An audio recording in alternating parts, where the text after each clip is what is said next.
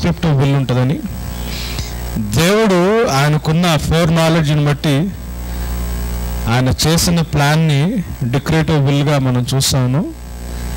ఇది ఆల్మోస్ట్ అందరికీ దేవుడు చెప్పడం ఇది చాలా సీక్రెట్గా ఉంటుందని, దాంట్లో నుంచి మనం ఏదైతే ఒబీడియన్స్ చూపించాలో దాన్ని మాత్రమే ప్రిస్క్రిప్టివ్గా దేవుడు మనకి తెలియజేస్తాడని. So it is impossible to know the entire will of God except for the prescription that we ought to follow or that we ought to obey అన్న విషయాన్ని మాత్రం మనం నేర్చుకుంటా ఉన్నాం. అయితే we are proceeding in to the next issue. అదేంటి అంటే the word of God అని. అంటే what do we actually mean by the phrase the word of God అని. దేవుని యొక్క మాట లేకపోతే దేవుని యొక్క వాక్యం అంటే ఆ లిటరల్గా ఆ ఫ్రేజ్ అంటే ఏంటో మనం ఒకసారి పరిశీలించడానికి ట్రై చేద్దాం. ఎందుకంటే దేవుని వర్డ్ లేకపోతే వర్డ్ ఆఫ్ గాడ్ అని చాలామంది ఈ మధ్య ఇది ఎక్కువగా యూసేజ్లోకి వచ్చిన టర్మ్. ఇది కొంతకాలం పెంతెకోస్తల్ మూవ్మెంట్ వచ్చిన టైంలో స్పిరిట్ ఆత్మ గురించి మాట్లాడుకుంటా ఉండి సడన్గా క్రిస్టండంలో లేకపోతే క్రిస్టియన్ ఎన్వైరన్మెంట్లో there was a turning of the situations. ఇప్పుడు అందరు దేని గురించి మాట్లాడుతున్నారంటే దేవుని యొక్క వాక్యం గురించి, వర్డ్ ఆఫ్ గాడ్ గురించి మాట్లాడుతున్నారు. And will just try to know what exactly is the word of God అని. Revelations 19th chapter 13th verse చూడండి. Nana somebody take that microphone and read out to me. Revelations 19th chapter 13th verse. He is clothed in a robe dipped in blood, and the name by which he is called is the word of God. ఎవరి గురించి రాయబడింది అక్కడ? ఇంకొకసారి చదువునానా. He is clothed in a robe dipped in blood. He is clothed in a robe dipped in blood, and the name by which he is called is the word of God. Is the word of God. రక్తములో ముంచబడిన వస్త్రం ఆయన ధరించుకొని ఉండెను, మరియు దేవుని వాక్యము అను నామము ఆయనకు పెట్టబడి ఉన్నది అని ఉంది. So the word of God అనేది ఇక్కడ మనం చూసినప్పుడు it refers to a person. ఎవరైనా యేసయ్య కదా, it refers to a person. ఇది ఇంట్రెస్టింగ్గా ఈ వర్డ్ ఆఫ్ గాడ్ అనేది యేసు ప్రభు యొక్క పేరు కింద బైబిల్ మొత్తంలో అపోస్టల్ జాన్ ఒక్కడే మాట్లాడతాడు, ఇంకెవరు మాట్లాడరు. John 1st chapter 1st verse ఉంటుంది, ఆదియందు వాక్యం ఉండెను, వాక్యము దేవుని వద్ద ఉండెను, వాక్యము the word was with God, the word was God అని ఉంటుంది కదా. ఆ వాక్యమే శరీరధారి 14వ వచనంలో మన మధ్య నివసించని ఉంటుంది. The word became flesh and tabernacled among us అని ఉంటుంది. ఒరిజినల్గా లివ్డ్ అని ఉండదు. అక్కడున్న మాటకి అంటే ఆ వాక్యమే గుడారములాగా మన మధ్యన నివసించింది అని ఉంటుంది. అయితే ఈ John 1st chapter 1st verse 14th verseలో 1 John 1st chapter 1st verse చూడండి ఏముందో. 1 John 1st chapter 1st verse. 1 John 1st chapter 1st verse.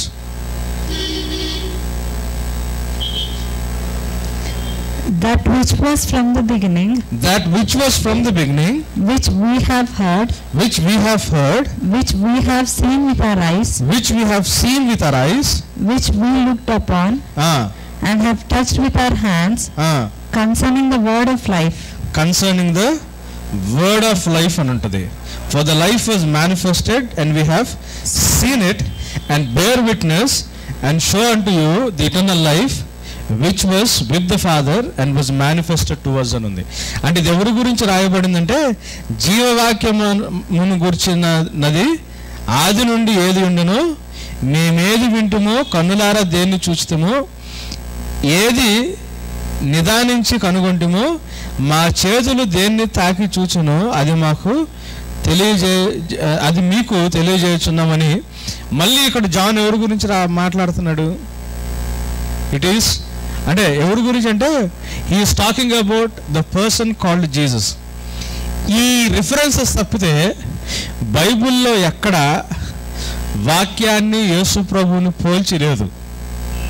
The only person who talked about the word of God as a person ఎవరు అంటే John the apostle. ఆయన ఒక్కడే. యోహాను సువార్త రాసింది ఆయనే, ప్రకటన గ్రంథం రాసింది కూడా ఆయనే. ఈ first letter episode of John రాసింది కూడా ఆయన ఒక్కడే రాశాడు వర్డ్ ఆఫ్ గాడ్ అని. సో ఇది ఎక్కడెక్కడ కనిపిస్తుంది మనకి? John 1st chapter 1st verse 14th verse కనిపిస్తుంది. 1 John 1st chapter 1st verse కనిపిస్తుంది. Revolutions 19th chapter 13th verse కనిపిస్తుంది. ఇయే బైబిల్ మొత్తంలో మనకి వర్డ్ ఆఫ్ గాడ్ని యేసు ప్రభుతో పోల్చిన రిఫరెన్సెస్. ఇది యాక్చువల్గా యూజువల్ యూసేజ్ కాదు వాక్యానికి. అంటే వాక్యాన్ని లేకపోతే వర్డ్ని యేసు ప్రభుతో పోల్చడం అనేది మనకి యూజువల్గా బయటకు కనిపించదు కాదు. This refers to God the Son who in person as well as his words as a role of communicating character and the will of God to us. అయితే ఈయన word of God as a person కింద ఎందుకు చూపించాడు John అంటే there is a specific reason. దేవుని యొక్క క్యారెక్టర్ని కానీ లేకపోతే దేవుని గురించిన కమ్యూనికేషన్ కానీ మనిషికి ఎవరి ద్వారా వస్తుంది? It is only through the word of God, Jesus Christ.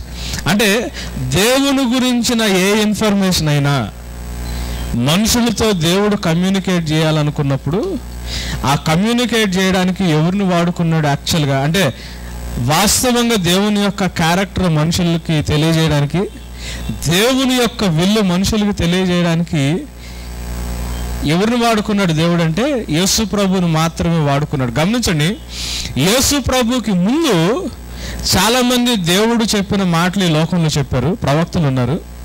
There were people who actually communicated on behalf of God to the people. కానీ వాళ్ళు సత్యాన్ని కంప్లీట్గా ఎక్కడ మాట్లాడలేదు. In all their talks there was అంటే ట్రూత్ లేదు. దేవుడు వాళ్ళకి చిన్న చిన్న విషయాలు ఏది చెప్పమంటే దాన్ని చెప్పడం వరకే జరిగింది కానీ వెళ్ళిపోయి అంటే ఒక దేశం దగ్గరకో లేకపోతే ఒక పట్టణం దగ్గరకో ఒక వ్యక్తి దగ్గరికి వెళ్ళి మీ మీదకి ఇట్లా దేవుని రాత్రి రాబోతా ఉంది, ఉగ్రత రాబోతా ఉంది, లేకపోతే దేవుడు మిమ్మల్ని దీవించబోతా ఉన్నాడు, దేవుడు మిమ్మల్ని ఏర్పరచుకున్నారు, ఆ స్పెసిఫిక్ న్యూస్ వరకే తీసుకెళ్ళేవాళ్ళు. They use to carry only small messages from God. ఆ న్యూస్ వరకే తీసుకెళ్లేవాళ్ళు. కానీ దేవుని గురించిన కంప్లీట్ రెవల్యూషన్ మనిషికి ఎవరి ద్వారా వచ్చింది అంటే కేవలం యేసు ప్రభు ద్వారానే వచ్చింది. అదే John 1st chapter 17th verse ఏముంటుందంటే ఆయన కృపా సత్య సంపూర్ణుడై మనం కృపా సత్యము అంటే సంపూర్ణంగా ఎవరి చేత బయలుపరచబడింది? గ్రేస్ కానీ ట్రూత్ కానీ ఎవరి ద్వారా మనకు అందింది? మోషే నుంచి ధర్మశాస్త్రం వచ్చింది కదా. లా ఎవరి నుంచి వచ్చింది? మోసెస్ నుంచి వచ్చింది. యేసు నుంచి ఏమొచ్చింది? గ్రేస్ ప్లస్ ట్రూత్ వచ్చింది. It's a combination of things, కృప ప్లస్ సత్యం. సో సత్యం అనేది, ట్రూత్ అనేది యేసు ప్రభుకి ముందు లోకంలో మనుషుల దగ్గర లేదు. మనుషుల దగ్గర లేదు అంటే మనుషులకి దేవుడు చెప్పడానికి ఇష్టపడలేదా అంటే దేవుడు ఎప్పటికప్పుడు మనుషులకి చెప్పడానికి ఇష్టపడ్డాడు కానీ మనుషులే దాన్ని వెతకలేదు, దాన్ని తెలుసుకోవడానికి ఇష్టపడలేదు. అంతేనా? రోమన్స్ 1:18 ఉంటుంది. మనుషుల మీద దేవుడు మోపిన పెద్ద అభియోగం ఏంటి? What is the accusation that God laid upon the human? ఏమన్నాడు? మనుషులంట వాళ్ళ భక్తిహీనత చేత వికెడ్నెస్ అండ్ అన్గాడ్లీనెస్. చూడండి Romans 1st chapter 18th verse. వారి భక్తిహీనత చేత, దుర్నీతి చేత సత్యాన్ని అడ్డగిస్తున్నారు కాబట్టి పరలోకంలోంచి దేవుని ఉగ్రత మనుషుల మీదకి వస్తుందంట. Because of their wickedness and ungodliness మనుషులు ఏం చేశారు? They started blocking the truth, లేకపోతే సప్రెసింగ్ ద ట్రూత్. సత్యాన్ని సప్రెస్ చేయడం మొదలుపెట్టారు. దేవుడికున్న ఇంటెన్షన్ ఏంటి? దేవుడికున్న ఇంటెన్షన్ ఏంటి? నేను చాలాసార్లు చెప్పాను. దేవుడికున్న ఇంటెన్షన్ ఏంటి? Acts 17th chapter 26th verse 24, 25, 26. 24లో ఏముంటుంది? దేవుడే అన్నిటినీ సృష్టించాడు కాబట్టి మనుషులతో నిర్మించబడిన మందిరాల్లో దేవుడు ఉండడానికి ఇష్టపడలేదని, ఆయనే సమస్తానికి ఊపిరిని, ప్రాణాన్ని, జీవాన్ని సమస్తం ఇచ్చిన ఆయనే కాబట్టి ఆయనకి ఏదో తక్కువైనట్టు మనతో సేవ చేయించుకోవాలని దేవుడికి ఇష్టం లేదని కదా. God doesn't need the temples that we build. God doesn't need the service that we do, because He is the one who has created everything and He is the one who is providing for everything. మనుషుల దగ్గర దేవుడు ఆశించింది ఏంటి? ఆయన ఒక్క మనుషుల నుంచి నానా జాతులను తీసుకొచ్చి వాళ్ళు ఏ దేశంలో ఏ పొలిమేరలో ఉండాలో వాళ్ళ బౌండరీస్ని దేవుడు ముందుగానే నిర్ణయించి, దేవుడు ఎందుకు చేశాడు ఇవన్నీ? వాళ్ళు ఏ విధము చేతైనా వెతుకులాడి దేవుణ్ణి కనుక్కొని దేవుణ్ణి తెలుసుకుంటారేమోనని. That they may seek him కదా, know him and find him అని. సో దేవుని యొక్క సత్యాన్ని తెలుసుకోవాలని చెప్పి దేవుడు మనిషిని క్రియేట్ చేస్తే, ఆ సత్యం మనిషికి అవైలబుల్గా ఉన్నా కానీ మనుషుల సత్యాన్ని పట్టించుకునే టైంలో దేవుని యొక్క సత్యాన్ని మనుషులకి అర్థమయ్యేటట్టు మనుషులకి చెప్పడానికి ప్రయత్నం చేసిన వాళ్ళు ఎవరు అంటే యేసు ప్రభు ఒక్కడే.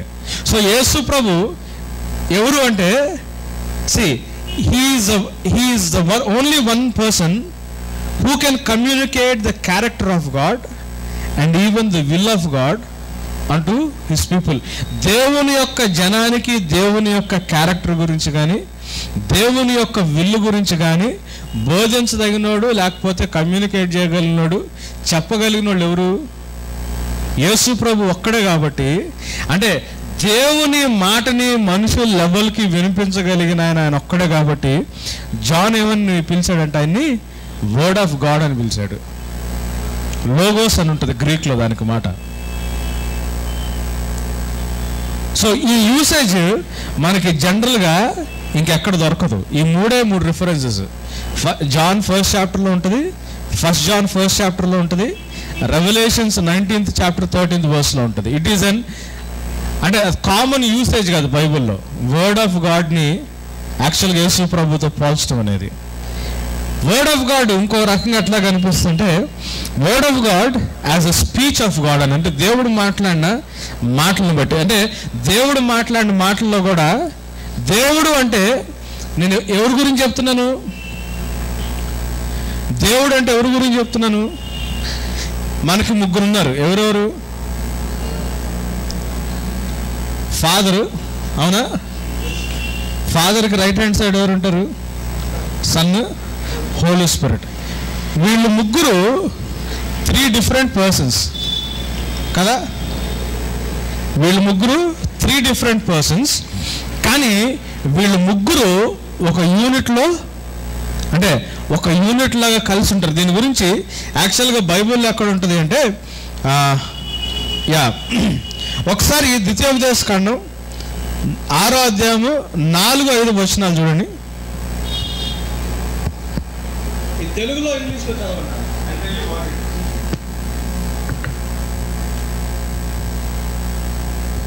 Deuteronomy 6th chapter 4 and 5 verses. Hear, O Israel, the Lord our God, the Lord is one. You shall love the Lord your God. For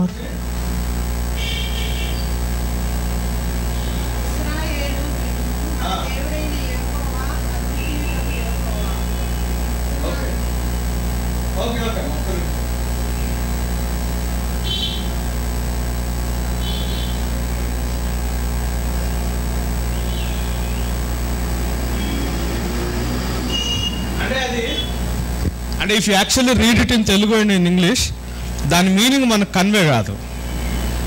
Israel వినుము, మన దేవుడైన యెహోవా, అద్వితీయుడైన యెహోవా అని ఉంటుంది. అంటే అర్థం ఏంటి? Listen O Israel or hear O Israel. ఏమనుంది ఇంగ్లీష్లో? the Lord our God, the Lord our God, the Lord is one. The Lord is one అని. అంటే అర్థం ఏంటి? ఇది హీబ్రూ స్క్రిప్చర్లో చూస్తే ఏమనుంటుందంటే, షమా ఇజ్రాయెల్, యెహోవా ఎలోహిం ఈకాడ్ యెహోవా అని ఉంటుంది. అంటే మీనింగ్ ఏంటంటే షమ అంటే హియర్ అని, ఇది తెలుసు ఇజ్రాయెల్ అని, అంటే ఇజ్రాయేలు వినుము అని. యెహోవా అంటే ఇది ఎవరిని రిఫర్ చేసినట్టు? The first person in the Trinity, తండ్రి దేవుడిని. యెహోవా ఎలోహిం అంటే నేను దీని గురించి చెప్పాను. హీబ్రూ భాషలో ఏ మాట అయినా ఇమ్ అనే పదంతో ఎండ్ అయితే ప్లూరల్ అని, ఇంగ్లీష్లో ఎస్తో ఎండ్ అయితే ప్లూరల్ అట్లానో బహువచనం అట్లానో. అంటే బుక్ అంటే సింగులర్ ఏకవచనం, బుక్స్ అంటే ప్లూరల్ బహువచనం కదా. అట్లనే అంటే కామన్గా అన్ని కాదు, మోస్ట్ ఆఫ్ ద కేసెస్ ఇంగ్లీష్లో ఎస్తో ఎండ్ అయితే ప్లూరల్ అని కదా. అట్లనే హీబ్రూలో ఇమ్ అనే దాంతో ఎండ్ అయితే ప్లూరల్, సెరాఫిమ్ అంటారు, అంటే సెరూబులు అని. చెరూబిమ్ అని ఉంటుంది, అంటే కెరూబులు అని. ఎల్ అనేది దేవుని పేరు, ఇమ్ అంటే ప్లూరల్. ఈ హా అనే మాట చూసారా, హా అనేది it is the spirit of the lord. It shows that God is a spirit అని, దేవుడు ఆత్మ ఉన్నాడు అని. అబ్రాహాము ఉన్నాడు. ఈ అబ్రాహాము దేవుణ్ణి వెంబడించడం మొదలుపెట్టిన దగ్గర నుంచి ఏమయ్యాడు? అబ్రహాము అయ్యాడు. అంటే he was led by the spirit అని. దేవుని ఆత్మ చేత నడిపించబడిన తర్వాత అబ్రాహాముని దేవుడి మధ్యలో ఏమో యాడ్ చేశాడు తెలుసా?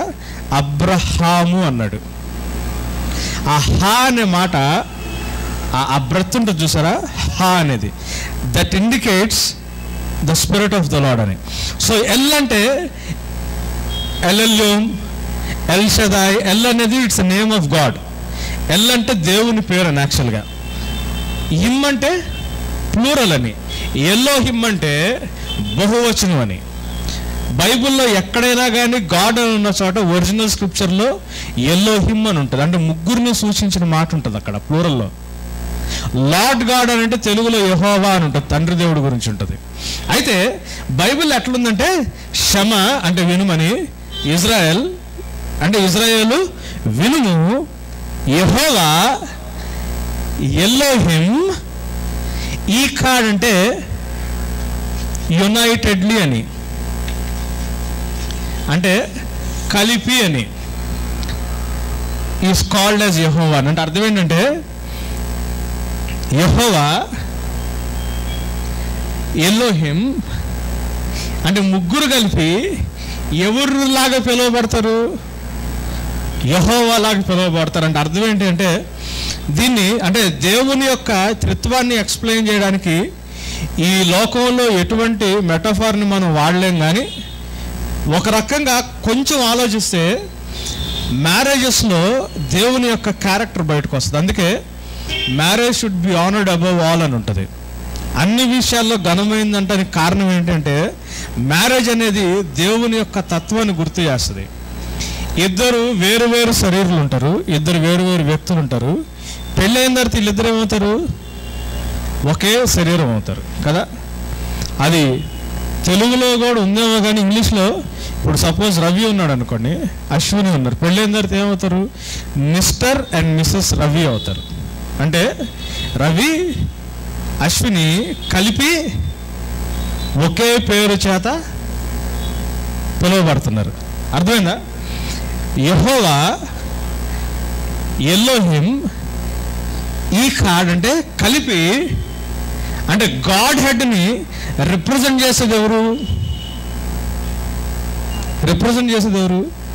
Father God. గమనించండి, ఎందుకంటే ఒకసారి John 5th chapter 30th verse చూడండి ఏమంటుందో.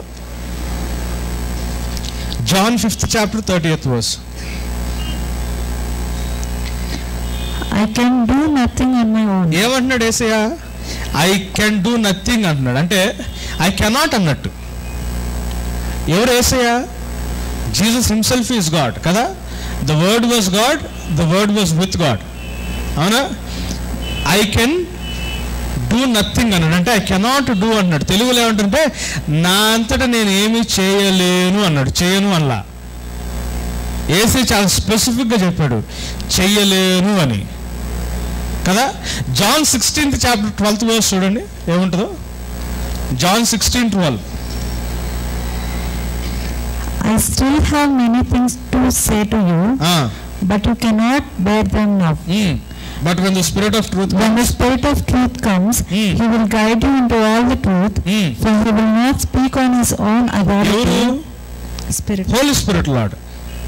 For He will not speak anything on His own authority. యేసు ఏమంటున్నాడు?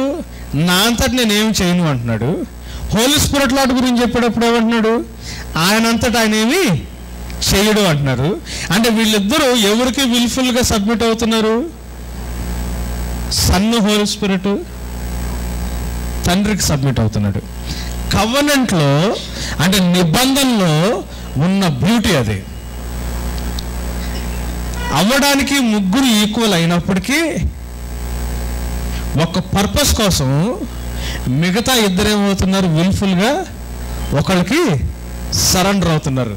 మ్యారేజ్లో ఫ్యామిలీలో ఉన్న బ్యూటీ అది. అవ్వడానికి వేరు వేరు పర్సన్స్ అయినప్పటికీ ఒకే పేరు చేత పిలువబడతారు.